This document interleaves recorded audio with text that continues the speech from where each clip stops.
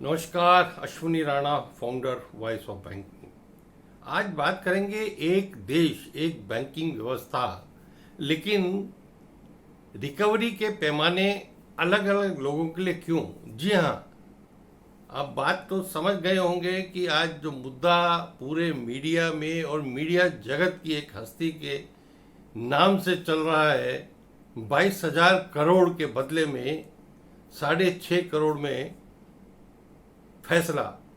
इसी पर बात करेंगे कि ये सारा मामला क्या है और क्या होना चाहिए, क्या नहीं हुआ। जी हाँ, बात करेंगे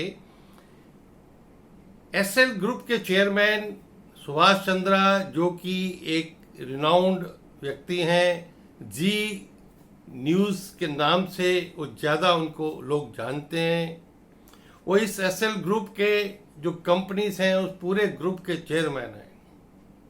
मामला तब शुरू होता है कि जब 2018 में लगभग वो लोन उनका एक जो कंपनी है वो लेती है इंडिया बुल से, और वो पैसा चुका नहीं पाते। उसके बाद अलग अलग कंपनियों के लिए अलग अलग बैंकों से, फाइनेंशियल इंस्टीट्यूशन से लोन लिया जाता है। आज बात हो रही है 22,000 करोड़ रुपए बैंकों का पैसा, लेकिन उसके बारे में मैं आपको एक क्लियर करता हूँ, ये सारा पैसा बैंकों का नहीं है। 22,000 करोड़ कुल आज के डेट में उनकी देनदारी थी, लेकिन जो बैंकों का लगभग 3,500 से 4,000 करोड़ का उनका देनदारी थी। तो इसलिए ये कहना कि 22,000 करोड़ बैंकों का डूब गया, ऐसा नहीं है। लेकिन 4,000 करोड़ भी डूबा, वो क्यों? तो अलग अलग कंपनियों ने, अलग अलग फाइनेंशियल इंस्टीट्यूशंस ने, एलआईसी हाउसिंग फाइनेंस ने, आईडीबीआई हो, एक्सिस बैंक हो, कौन सा बैंक है जिसको इन्होंने नहीं लूटा।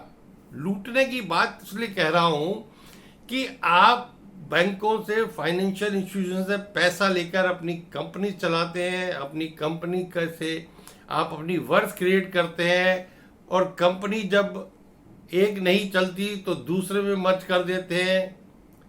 तो ये खेल जो है ये पैसे वाले ही कर सकते हैं। जो आम आदमी है, जो छोटा लोन लेने वाला है, उसके साथ ऐसा नहीं हो सकता। किसी ने हाउसिंग लोन लिया है, कार लोन ली है और उसने नहीं चुकाया, तो एनपीए अगर खाता हो गया तो सरफेसी में उसके घर के बाहर नोटिस चिपक जाएगा, उसकी प्रॉपर्टी को सीज कर लिया जाएगा। लेकिन यहाँ वो नियम क्यों नहीं लागू? क्योंकि सुभाष चंद्रा बहुत एक शातिर आदमी, मैं कह सकता हूँ, कि जब उनको पता लगा, हालांकि वो अपनी स्टेटमेंट में कह रहे हैं कि हमने 45,000 करोड़ की देनदारी थी, 43,000 करोड़ हमने दे दिया, बाकी दे देंगे, और ये भी मेरी एज ए गारंटर लायबिलिटी। अगर गारंटी दिए है तो लायबिलिटी तो होगी। गारंटर मतलब जब मेन बारोवर पैसा नहीं दे सकता तो गारंटर की रिस्पॉन्सिबिलिटी है। तो ऐसे गारंटर के नाते हो चाहे बारोवर के नाते हो, आपने उसके अंदर आपका इन्वॉल्वमेंट था, आपने वो पैसा नहीं दिया है, बैंकों से लिया है, फाइनेंशियल इंस्टीट्यूशन से लिया है, और उसके बाद जब आपको लगा कि खेल बिगड़ रहा है तो आपने अपनी वर्थ को भी कम कर दिया। यानी कल को कोई देनदारी की बात आई तो वो बता सकते हैं कि मेरी वर्थ तो इतनी नहीं है, क्योंकि उनके जो जब इस प्रकार से देनदारी का मामला आना शुरू हुआ तो उनके जो ग्रुप के शेयर थे वो भी डाउन हुए। वर्थ कुछ नेचुरल डाउन हुई, कुछ उन्होंने नेचुरल कर दी, यानी कुछ प्रॉपर्टीज को उन्होंने बेच दिया ताकि दिखाने के लिए कि मेरे पास कुछ नहीं है। और जब वो एनसीएलटी में जाते हैं बैंकरप्सी के लिए, दिवालिया घोषित करने के लिए, तो उसमें इंडिया बुल्स के बाद एक एक राइटर जिनकी देनदारी थी वो भी उसमें पार्टी बनते हैं। अब एनसीएलटी जो है, जो बनाया गया था कि इंसॉल्वेंसी एंड बैंकरप्सी कोड, ताकि जो लोग पैसा नहीं चुका पाते, जो कॉरपोरेट कंपनीज, उसका फैसला तुरंत हो वहाँ पर। उसका एक सिस्टम है, उसके अंदर रेजोल्यूशन अपॉइंट होता है, वो कोर्ट में बताता है कि भाई ये इनके लेनदार हैं, लेनदार का बताया जाता है और कितनी वर्थ है वो बताया जाता है, और उसके बाद तय होता है कि इतनी वर्थ है, इतना ये दे सकता है, और लेने वाले उसके ऊपर सहमत हैं कि नहीं सहमत। यहाँ पर भी वही खेल हुआ कि जितने लेनदार थे यानी क्रेडिटर्स थे, उसमें एलआईसी और बैंक का जो ग्रुप था उन्होंने ऑब्जेक्शन किया कि हमें ये समझौता मंजूर नहीं है।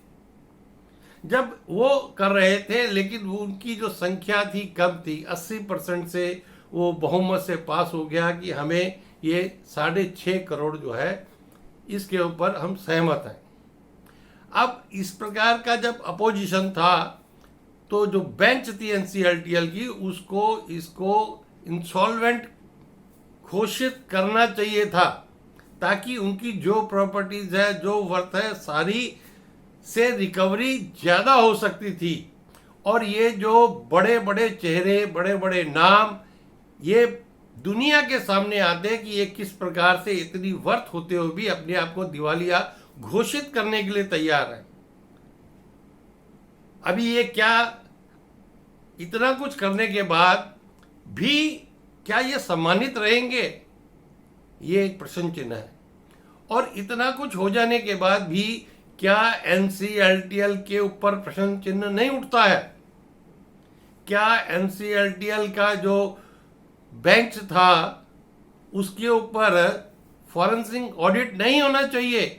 या बाकी जो उन्होंने केसेस के अंदर इस प्रकार बड़ा बड़ा हेयर कट किया और ऐसे लोगों को फायदा पहुंचाया और फाइनेंशियल इंस्टीट्यूशन की वाट लगाई, तो उसके लिए इनके ऊपर फाइनेंशियल ऑडिट नहीं होना चाहिए, फॉरेंसिक ऑडिट नहीं होना चाहिए।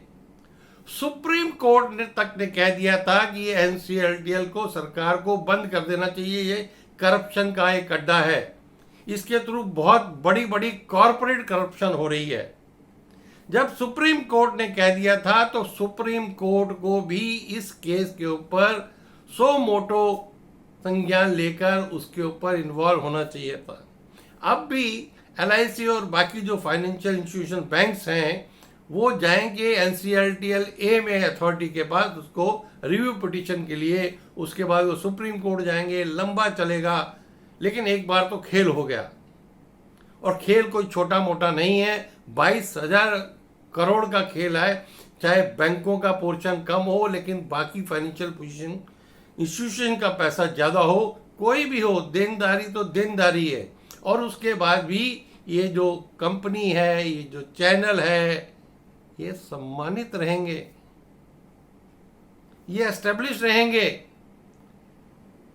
कोई ऐसी व्यवस्था एनसीएलटीएल में क्यों नहीं हुई कि भाई ठीक है, वो अपना रेजोल्यूशन दे रहे हैं, अपना प्लान दे रहे हैं, अगर उसके ऊपर 100% सहमति नहीं है तो कोर्ट को, बेंच को उसको इंसॉल्वेंट घोषित करना चाहिए था, ताकि उनकी जो जो प्रॉपर्टीज हैं, क्या इनकी प्रॉपर्टीज नहीं है, वो सारी जो है जमीन पर आ जाती है और उससे ये क्रेडिटर्स की रिकवरी होती है।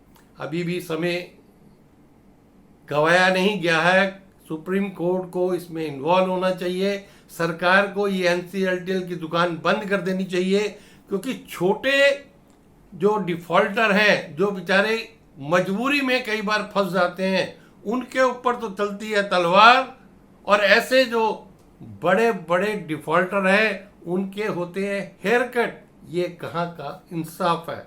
वीडियो अच्छी लगी हो तो कृपया लाइक करें, शेयर करें, चैनल को भी सब्सक्राइब करें। धन्यवाद।